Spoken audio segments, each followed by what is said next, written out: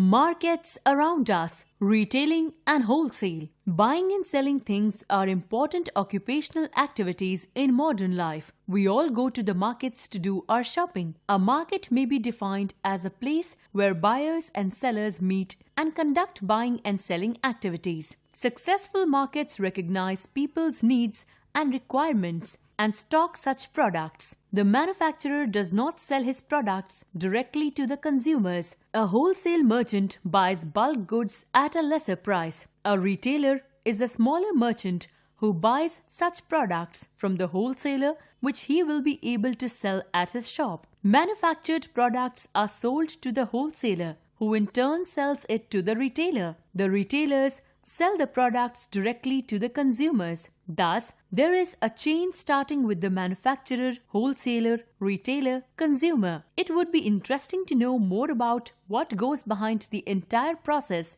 of buying and selling things in an age of consumerism.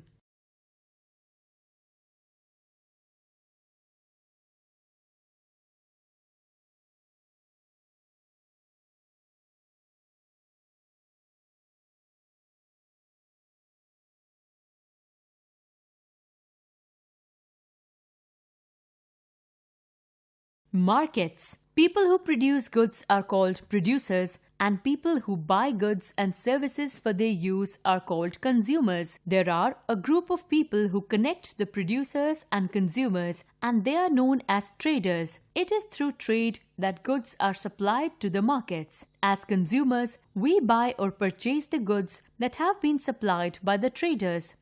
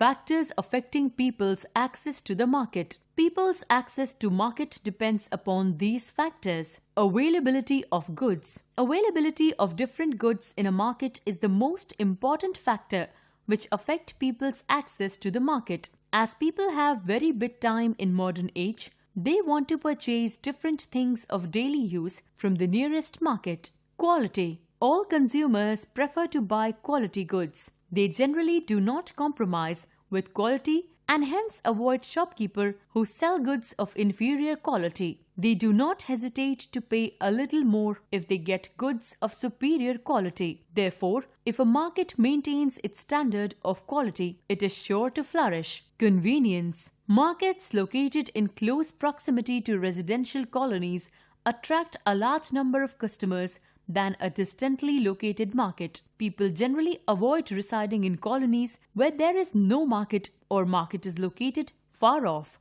Price. As there is fierce competition, genuine pricing affects the sale of retailers. If he wishes to survive, he should charge genuine price for items. No consumer would buy things from a shopkeeper who charges more for the same item. Credit. People generally buy things by paying in cash, but there are some people, especially the service class people, who like to buy things on credit and pay the amount in next month after receiving the salary. Credit facility surely attracts more consumers. Income slabs. Variations of economic standard or income slabs are obvious in a society. The best retail shopkeeper is one who keeps these things in mind and maintains his stocks accordingly. He or she has to cater to the needs of various classes of customers belonging to low, middle, and high income groups. Therefore, he or she should keep items of all varieties, cheap as well as costly. Retail markets. Retailing is defined as selling products to the consumers for their personal use. A retailer is the seller who obtains product from one party and sells it to another. A retailer buys goods from the people who manufacture them. He also buys them from wholesalers. A retail shop stores a wide variety of goods for the consumer's convenience. Ordinarily, this would require the retail merchant to go to different manufacturers to obtain stocks. The wholesaler, who collects goods from various manufacturers and provides a regular supply of goods to the retail merchants, solves this problem. The retailer sells these goods directly to the consumer on a cash basis. Therefore, the retailer acts as a link between the wholesaler and the consumer. Retailers sell different kinds of goods to the people. They offer many benefits to the suppliers and consumers. For consumers, the most important benefits are that they are able to purchase small quantities of a wide range of products at affordable prices. For suppliers, the most important benefits are that they are able to reach their target market, build product demand through retail promotions, and provide feedback from the consumers to the product marketer. There have been several changes in supply and sales in the recent past. Attempts have been made to eliminate the role of wholesaler and bring the manufacturer directly in contact with the retailer and sometimes with the consumer. This would ensure more profit to the manufacturer. Cooperatives often sell products directly to the consumers without intermediaries. The success of cooperatives is an example of how elimination of intermediaries benefit the manufacturer and the consumer. Kinds of retails. Regular shops, super bazaars, and departmental stores are the different kinds of outlets which exist in retail market. Vendors and hawkers also sell goods to the consumers on the streets. Vendors can be called mobile traders as they keep moving from one locality to another. Hawkers and peddlers also belong to this category. Such retailers use their daily earnings to buy their goods. They buy goods in limited quantity and the prices on which they sell their goods are negotiable. Goods sold by them are not expensive. You may find many such shops which sell various objects of low cash value near places of religious worship, cinema halls, bus stands, and railway stations. Single-line stores. They cater only to a particular segment of customers. For example, a medical store specializes only in one kind of product. One can buy only medicines in such a store. There are several large shops that retail goods on a large scale. Examples of such shops are super bazaars, departmental stores, chain stores, and malls. A supermarket is large in size where a wide range of brands for various goods are stocked under the same roof. Thus, a buyer gets a vast choice. A departmental store, like the supermarket,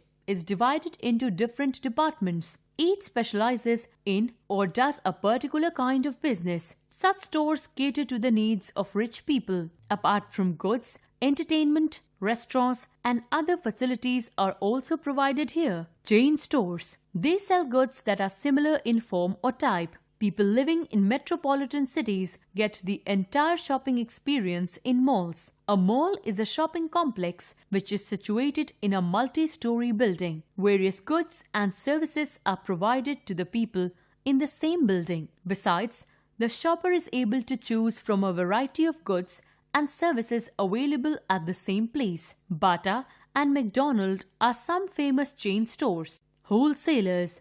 Every city has areas for wholesale market. This is where goods first reach and are then supplied to the other traders. A wholesaler buys goods in bulk and then sells it to the retailers. In this way, the wholesaler becomes the link between the producers and retailers. They spend a large amount of money to buy a special variety of goods. As they have to store goods, they have to take a big risk. It is not important for them to have a shop at a fixed location, nor do they have to spend money on advertising or window displays. Their margin of profit is low as their customer is a retailer or merchant. Moreover, there is always a risk of the goods stored getting damaged, destroyed, or stolen.